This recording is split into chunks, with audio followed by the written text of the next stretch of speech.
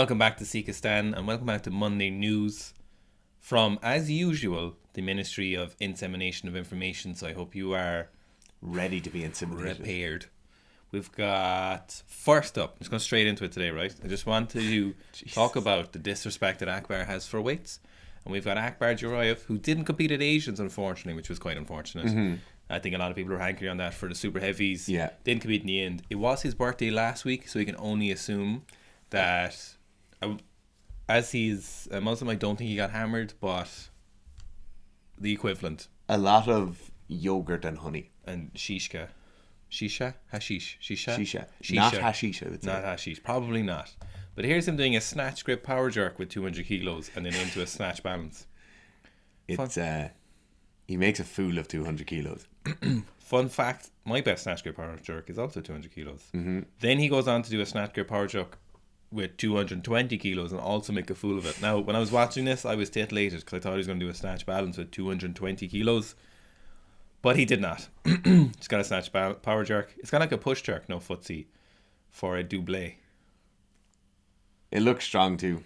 Oh, it looks... like there's no doubt there. Now, to continue on from that, just in as he was disrespecting weights on his birthday, here's a 290 kilo squat with also disrespect, which ironically is also my best I squat. just would say, I feel like he's disrespecting you. He's doing a double with all of these. He's like, what is this man Gurf? What does he do with snatch grip power jerk behind the neck? Also in Uzbekistan? Right, moving on for people disrespecting. We've got some of our highlights from the Asian Weightlifting Championships. First up, we've got Bahraini native Lesman. You're really digging in hard on that. No. It's here. It's par for the course weightlifting. This has happened all throughout weightlifting history. Like we've got, like Botev went to Australia, Niku Vlad went to Australia. Mm-hmm. You know, Meso's from Egypt. Yeah, he's lifting for Qatar. Daniel Ismailov is Azerbaijani and he's lifting for Turkmenistan. Christina Yovu lifted for like 3 different countries. Yeah, you know, it's literally it's. To be honest, it's been too long since we've had this happen. You know, it was like that Bulgarian dream team, or not the dream team, but that Bulgarian really famous world champion team. Yeah. The amount of those that were sold off, and like there's stories of them being sold off, and they literally get 2 new training halls because they sold someone. The greatest weightlifter ever by Sinclair, named Sully, was originally from, I suppose, like he was born in Bulgaria and then lifted for Turkey. You know, it's par for the course. It's vintage weightlifting. Yeah. So Lesman snatched 182 kilos as a 96. Very, very good. Lesman's a classic example of you don't need to use mental weird technique when you don't have good proportions for weightlifting. Yeah. Like if you're too tall or your arms are too long, like a lot of time we'll get a question saying, oh, my arms are so long that it doesn't come all the way into my hip crease when I make contact. If you want to go above 182, maybe you need to go for like some weird technique, but clearly you can go all the way up until there without having to use non-standard technical models. Yeah, he's not rowing the bar into his hip with his longer arms. His hands are massive. He was comparing to Antropov, and his hands are huge. That's why he's doing like doubles at 170 in the snatch without straps and stuff. Yeah. I think Lesman's technique deserves a video of its own, to be honest. I think it's something we'll delve into a little bit more because it's so interesting. Because you do get a lot of questions. People are like, oh, I'm really tall and I can't snatch that well. And then Lesman comes along and doesn't do anything weird. He follows all the conventional technique things. One little bit strange thing in his second pull, but that we'll be talking to that. I think we'll discuss it further. Also, clean jerk 215. Yeah, and very good as well. He does have quite short femurs in relation to his tibia, so like upper leg to lower leg, but he still has non-ideal proportions for weightlifting. He's phenomenally athletic. Yes, I think everyone can agree with that. Yeah, like Colombia keep making high jumpers and long jumpers. Yeah. Do weightlifting, but for Lesman's case, it works out incredibly well. Moving on, we had Antropov, also of the 96 kilo class. Clean jerk 219 kilos. Had a terrible snatch day. He missed 2 of his snatches. Snatched 158. What a spread. 158 and 219. Yeah. The massive front squatter, to be honest, is what I know him as in my head. That's where he's categorized. Yes. So we've seen a 281 kilo front squat from Artyom. His technique in the clean and jerk is somewhat unconventional, mostly in relation to how wide his grip is. But when you have a 281 kilo front squat, you can probably just do whatever you want in the clean and jerk, especially if you're not a super heavy, because you're so much more room for dynamic movement because you're not a super heavy. Normally people at front squats that big wouldn't be able to utilize it incredibly well, but because he's like 96 kilos, under 96 kilos. Yeah. Incredibly athletic. And no need as well for nice timing on the bounce to stand up with that clean. No. He just catches it and then can stand up whenever he wants. I wonder, is that something that he never really had to worry about? Because he probably always had a huge front squat, so did he never really worry about catching the bounce in the clean? Yeah, it's probably a good point. Yeah. He never even had to learn that motor pattern. Can you not just stand up everything you clean? That's mad. Yeah, really low elbows as well. The jerk dip is probably as textbook as you'd want. Like, if you want your athletes to watch a jerk dip where it's really solid, knees come not too far forward, not too far out to the side, it's just a great case for having a massive front squat. Yeah. So one thing that wouldn't be ideal for copying is how wide his jerk grip is. So his pinky finger is on the rings or very, very close to it for the jerk grip, which is amazing that he can turn the barbell over and hold the hook grip in the bottom of the clean with a grip that wide. But it certainly works for him without a doubt on his clean and jerk. It's weird because his snatch technique is really nice. There's nothing incredibly wrong with it. Maybe he just doesn't feel as familiar with the snatch. He is very young as well, so there is time for his snatch to catch up with him for sure, especially when you've strength potential that high. Now, moving on. Friend of Uzbekistan, Meso Hassano, with 215 kilos to win gold in the 102 men's class at the Asian Weightlifting Championships. The really noteworthy thing about this is that Meso declined to take a second or third attempt at the clean and jerk, as he had won gold on first attempt. So on his opener for the clean and jerk, he had won gold. I think it's fair to say a dominant performance. Yeah. His snatch is, he said he was struggling. He said a couple of months ago that he was kind of struggling with the snatch with his new body weight because he said he didn't feel as fast, but he snatched 175 in the training hall. So I'm sure it takes a while for weight to kind of become familiar, and as you move into the weight class, it takes a while for everything to become comfortable, for those gains. I think sometimes people make the mistake of thinking when you cut weight a lot, if it's a lot of tough weight cutting, that you instantly get that gains from that, So if you are normally someone who's like 90 kilos, you walk around and you cut to 85 or whatever, and then when you train that first training block as a 90 kilo athlete, you get all these gains. Everything feels so much better because you don't have to cut anymore. But when you're moving up the weight class where you're normally quite comfortable, those gains don't always come immediately. So Meso moving from 96, where he was quite naturally at, to get somewhere up to plus 100 kilos, those gains don't always come immediately. They come on the squat and stuff, but if you're coming from a period of a break where he was from after the Olympics, for example, you don't get that. You don't always get it straight away. It can take a while to accumulate. He's also at a very high level, so we don't immediately see that also, So I think by Worlds, we'll see some bigger lifts from him. Doesn't look any slower to me. No, it looks very, very nice. If anything, I think his jerk is looking better than it's looked previously. The thing with the weight gain and someone like Meso as well is it really displays the difference between something like weightlifting and something like powerlifting, where your body weight makes such a big difference to how you'll move underneath the bar, the speed you'll be able to move yourself around at, and it's not a massive change in body weight. It's not a 10% increase or anything like that. It's only probably 4 or 5 kilos realistically from where he usually walks around, but it does make a difference to how you feel. Then moving on to our last bit of the weightlifting segment, we have an unknown here. So I think someone shared this on their Instagram recently. So it's from a Finnish weightlifter. His name by his coach's page. He doesn't even have his own Instagram. His coach calls him the King Line Hannes, if that's how you pronounce it, with a Finnish accent, but obviously that's not how you say it, but phonetically. So he's a younger Finnish lifter. The Instagram is Ari Finn Weights, and he is a really stereotypical powerful Finnish weightlifter. If a lot of people remember any of the kind of weightlifters from the last 10 years or 15 years or more we've seen from Finland, they're always quite powerful, quite fast. He's certainly one of the best weightlifters come out of there in a long time. So he's snatching 160 very fast and then clean jerking 205. The best part of the 205 is that everyone is hyping him up. He's got 205 loaded like competition plates.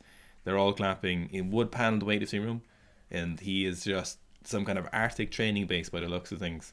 and he's ready to absolutely smash this 205. I love everything about this. Yeah. I've been watching his videos for the last kind of couple of weeks, but I didn't realise how many people were training in the Arctic training base or whatever it was. It looks like they have a couple of teams training up there. I think there's some kind of weightlifting camps going on. I'd love to know the background. What's going on here. Yeah. So, super high in the pocket, clean contact, and then the jerk is very fast.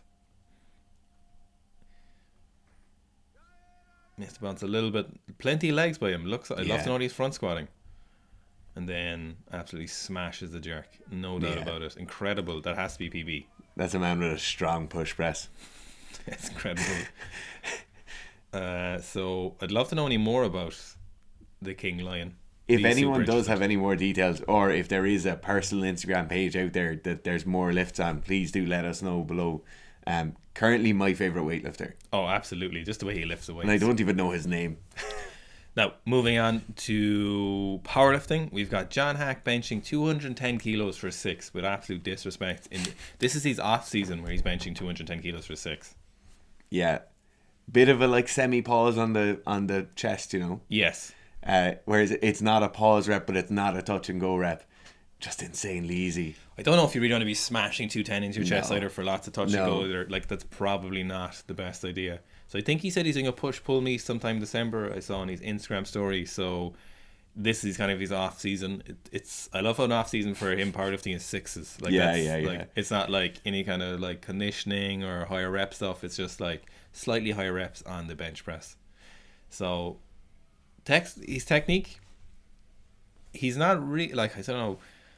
It's not fair to say he's not built for benching, but there's certainly people out there who are better built for benching him, but he makes it look superb. Like this, the angle of the wrist, everything is nice and smooth. The push off the chest is like on this is quite casual compared to what he's normally doing when he's benching heavier weights, you know, even for this touch and go set. No, it's very, very nice. He's looking yacked. Yeah, he's certainly. I wonder if the off season means he gains a bit of weight and wants to go up a little bit more. I think a lot of people are waiting for John Hack to go up to kind of north of like 96, north of 100 kilos, and see if and does some ridiculous weights. The thought of John Hack as 120 kilo, like Akbar Djuraev suddenly jumps to super heavyweight job, like. You know? I don't know. Could he really? I don't know. I don't think he could be 120 kilos. If he's cutting to 85s at the moment and he's this dense and well put together and stacked. He couldn't be 120 kilos. There's no way he could do that and be in reasonable shape. See, he said he wanted 6, but Quintel's strength took a bit of a drop from coming down to just TRT after the USPA Pro. So not often you see people kind of talking about what they're doing. Just being open. Yeah. So back to TRT. But what TRT in terms of strength training, people oftentimes could be anywhere from like 80 milligrams a week all the way up to like cruising on 250 milligrams a tren. So when people say like they're just like TRT doses, I assume if he's probably is actually TRT. We don't know what it is, but it's funny sometimes you do see that. I think the best reference for it is Broderick will call it sports TRT. Yeah. where you're no longer blasting a load of gear, but you're certainly not on normal TRT doses. Yeah. And is it fair to expect him to go to TRT doses? You know, if he's trying to maintain that kind of progress, like would he maintain an actual TRT, or is it more reasonable to expect him to go to sports TRT? Speaking of which, Team Wheels GP did like this video, so Project is liking this video. That's the thing when you see like Larry talking about being on TRT. Larry seems to be on actual TRT now. Yes, like actual normal person TRT. Yeah. But Larry ran that road hard for a long time, so probably needs a bit of a break. Do you see his face? Yeah, it's crazy the difference. Little impromptu while we're bringing that up, we might as well go have a look. So I know it's on his thing. Larry does actually seem to be on TRT dosages. He also seems to use a lot of peptides and stuff, but there's a lot of American TRT clinics by the looks of things using the peptides and the like for that. I think he's stronger than he expected to be, but I think Larry might be forgetting that he's an absolute horse of a man. I just want to see if you can find this here's the face. It's quite stark here. Yeah, it really is. It is like very different lighting and stuff as well, but there's a massive difference. He looks his age here. He probably looks even younger. Like here, it's not even aged him. It's like dried out his face or caked out his face. It's interesting to see how fast it came back though. Yeah, Yeah, absolutely. Also, look at the shape he's maintaining while being on TRT. But I think he's forgetting that he's just an absolute freak of nature as well. I think he's kind of like underwriting how much his potential was prior, because this was, he went on, I think he took gear when he was 17 or 18 from what I remember, and so he's in his mid-20s now, maybe later 20s, so like he's never really seen himself as an adult male without any performance enhancing drugs, you know. And from the sounds of some of his videos, which he took down sometimes, he didn't hold back on the use of stuff, you know. I remember one dosage video was up there, and like scary amount of gear that you'd think. It was definitely an amount that I'd never ever heard of an athlete taking before. He did as well. I did like what he said in the latest video where he's talking about coming back to TRT. He didn't say something where he's like never touching gear again, then going back on and never touching, which you see sometimes. He's like, look, in the future I probably will. For now and for the foreseeable future, I'm not going to use anything, and if I do, I'll probably let people know, which I appreciate. I like that that he's like, just like, look, he's not like, I'm off forever making like rash statements which he's not going to follow up on, you know. He's actually just saying like, look, I'll probably come back at some point. Yeah. Now, speaking of freaks and speaking of benching, we've got Jen Thompson bench 327.5 American pounds. American pounds, just under 150 kilos. I think around 148. 148.8. Okay. Crazy.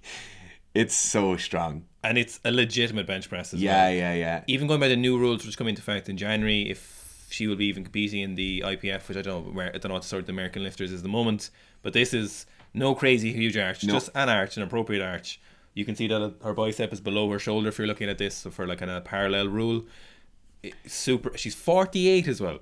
No, it's an absolutely insane feat of strength. Like no crazy wide with the grip. It's a very good bench press. Like technically it's a very good bench press. Now when you take the weight into account, it's absolutely insane. Yeah, that's incredibly impressive. At 48. Yeah, it's funny when she said did some tweaks to my program and it seems to be working. She does a lot of variation if you look at her page. So she's a huge amount of variation in her benching.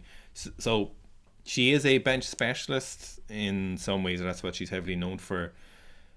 So there's one video here, for example, where she's doing like heavy unrack holds. She's doing band resisted benching. She's doing what are actually tractor weights for Ford tractors, which she doesn't know that, but we'll see them in a second. That's what they actually look exactly like. Okay. So she's doing static holds for heavy unracks with benching, which we don't really agree with. And look, she's doing plyboard push-ups, which I think is definitely something interesting for variation for hers. So she's using the same hand grip here.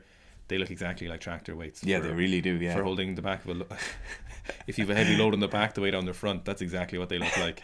Then accommodating resistance benching or reverse band benching, which very very west side. You don't see a lot of current powerlifters using that.